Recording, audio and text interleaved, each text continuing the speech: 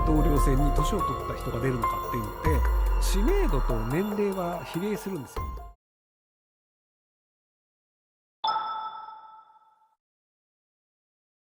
米国の大統領選で疑問なんですが、アメリカ人はなんでトランプさんやバイデンさんみたいな高齢者に熱狂してるんですか？若い候補に立ってもらいたいとかないんでしょうか？でも日本の方が国会議員の高齢者率高いですよなので米国の問題ではなくて割と日本の方がもっとその問題大きいんですけど、それはさておき、なぜ大統領選に年を取った人が出るのかっていうのって知名度と年齢は比例するんですよ。例えばじゃあ20代で有名な人が20年間芸能活動して40歳になったら20年間知られる期間があったわけだからめちゃめちゃ多くの人が知ってるじゃないですか。でも20歳で有名です。例えばじゃあ Ado さんっていう歌手がいますって言って、でもやっぱり20代30代は Ado さんしてたとしても60、70代は Ado さんなんか知らないっていう方が多数だと思うんですよね。なのでじゃあバイデンさん80歳でトランプさん70歳、80歳70歳の人は同年代の人を知ってるんですよ。80代の何々さん、70代の何々さん。でも例えばじゃあ20代の人が杉良太郎って言われても知らないじゃないですか。杉良太郎さんも80歳かな。なので自分より10歳上でも結構微妙なんですけど、自分より30歳上とかってまず興味ないですよね皆さん。っていう感じで逆に60代の人は自分たちより30歳下とか40歳下の人って興味ないんですよ。なのでそうすると高齢者層のもちろんその若い人の方が新しい情報を手に入れるのが早いので、なんかこういう年取って有名な人がいるんだっていうと割とこう知ってくれるとか調べてくれるっていう機会があるんですけど、年取ってくると自分から調べるというのが一切ないので、そうすると国民の中の知名度でいくと年取ってる人の方が知名度高いんですよ。で多分ねトランプさんだとアメリカ人の知名度でいくと多分 99% とかいくと思うんですけど、でそれ若い頃からトランプさんっていろいろやらかしてて有名なんですよ。もちろん経営者として有名っていうのもあるんですけど、20代の頃に確かニューヨークの公園でスケートリンクが割と映画出たりするじゃないですか。昔の映画とかでニューヨークのセントラルパークにある池がスケート場になっていて、でそこがなんか映画の中で出たりとかあるんですけど、あれを復活させたのってトランプさんだったりするんですよ。でそのなんかこれ復活させた方がいいよねって言ってでお金もらって復活させて、でそこの復活させてやったんだけどそこら辺のなんか運営のお金がどうなってんの微妙みたいなので最近攻撃はされてるんですけど、ホームアローンにも出てましたねっていう感じで、ニューヨークのあの映像のあのスケートリンクはトランプさんが作ったんだよねっていうのは割と覚えてる人も結構いるんですよ。バックトゥーザフューチャーっていうマイケルなんだっけ名前忘れちゃった。マイケル・J・フォックスが主演の未来に行ったり過去に行ったりっていう映画があるんですけど、であれに出てくるいけすかないあんちゃんでその後金持ちになるっていうキャラがいるんですけど、あれもそのトランプさんがモデルになったって言われてるんですよ。ビフっていうキャラなんですけど、ビフが出てくるバック・トゥ・ザ・フューチャーの頃は多分トランプさん30代とかかな。だからその20代30代といい昔から結構いろいろやっているので、経営者だったりそれなりにタレントさんとして有名っていうのがあったんですけど、で10年前ぐらいからアプレンティスっていうリアリティショーって言われる芸能人の人たちがお互いに競い合って一人ずつ脱落していく。でそれの司会をトランプさんがやるっていうテレビ番組があったんですよ。でその時にそのなんか競い合う芸能人が落とされる時に「You are fired」っていう「あんたクビね」っていうのをトランプさんが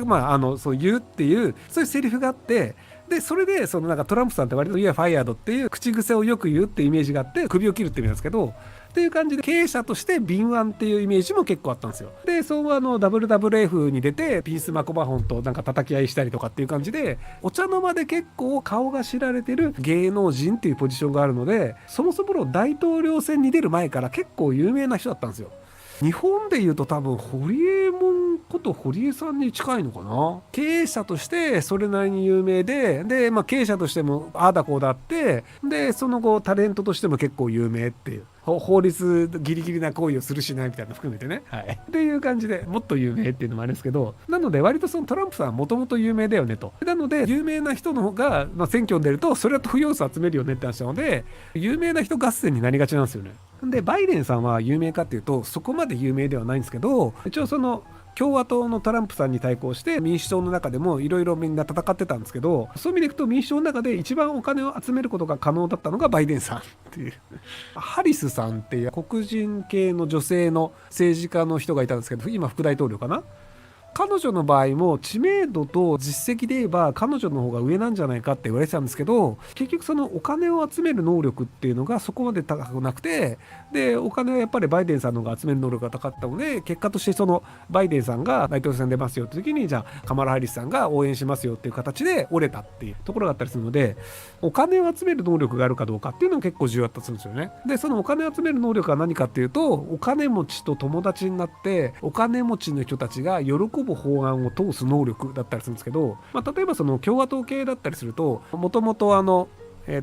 ブッシュ大統領、ジョージ・ブッシュだったりブッシュジュニアだったりっていうのがテキサス州出身なんですけど、ブッシュ大統領ってテキサスにある石油系の会社だったりとか、あとカーライルっていう兵器を作ってたりっていうのもあったり、化学薬品を作ってたりっていう割とこう広く扱ってる会社がテキサス、確かテキサスだったと思うんですけど、そこから政治資金をもらったりとかっていう感じで大儲けしてる会社から結構お金もらったりっていうのをやってるんですよね。ただ民主党の場合ってリベラルが多かったりするので、大学生とかが割と支持したりするので、逆にお金そんなになかったりするんですよ。オバマさんとかも NPO 出身だったりしてそこまでお金ないよねみたいなのあったりするんですけど、でそのバイデンさんはそういう意味でいくとお金持ちの人たちから結構お金がもらえたっていうのもあって、そこら辺が勝てたっていうのあるんじゃないかなと思うんですけど、僕はバイデンさんは降りた方がいいんじゃないかなと思ってるんですけどね。トランプさんは良くないよねって言ってるアメリカ人の人は結構多いんですけど、ただだからといってバイデンもひどいよねっていう風に考えられてしまうんですよ。でそれやっぱ高齢だからというのもあって、日本だと80代の政治家っていうのいっぱいあるんですけど、やっぱりなんか認知症ではないと思うんですけど、認知症と思われるような発言ミスがあったりとか、歩いてる最中になんか階段でこう足外しちゃうだったりとかっていうので、やっぱりこの人ちょっと頼りないよねっていうシーンがあるっちゃあるんですよ。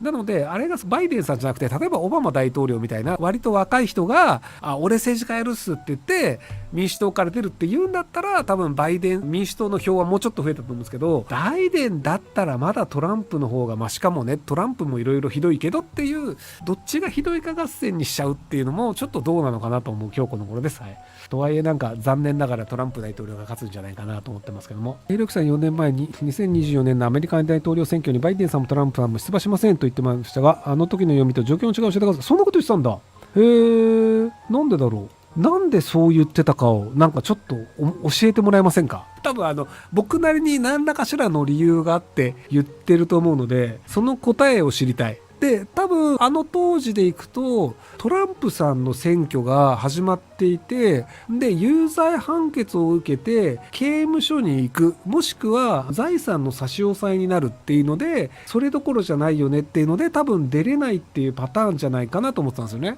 で弾劾はされませんでしたっていうのと、あとニューヨーク州でやってる刑事裁判の方は未だにやってる最中なので結論出てません。で財産の差し押さえも未だにそれが確かにどっか別の州で差し押さえが1回出たっけな。あとインディアナ州かイリノイ州かどっちか忘れたけど、でどっちかでは大統領選挙の候補者として名前を選挙人に登録できないみたいな判決が一応出たらしいので、なので州によってはトランプさんが年齢的にしちゃうのか。それはバイデンさんそうですね。80超えるからもうダメだろうっていうので、僕トランプさんも一回刑務所入ったら人って折れちゃうので、なので折れるんじゃないかと思ったんですけど、トランプさん全然折れないっすね。なのでそういう意味でいくと心が折れないっていうところで言ったらちょっとトランプさんは予想を超えましたね。刑務所入ってないんでまだ折れてないかもしれないですけど、